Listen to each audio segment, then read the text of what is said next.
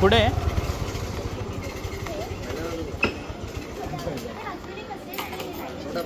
बघू द्या. Okay.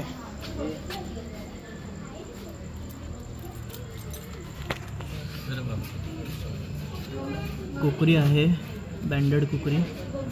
बिनविषारी shop आहे, रेस्क्यू करू त्याला. कोण आहे? बँडेड कुकरी आहे, बिनविषारी साप आहे तो. हां, तर काय त्याचा त्रास नाही आहे.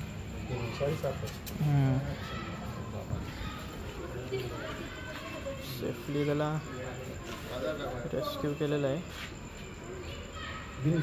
हो, आपण त्याला रिलीज करून देणार फॉरेस्टमध्ये इन्फॉर्म करून.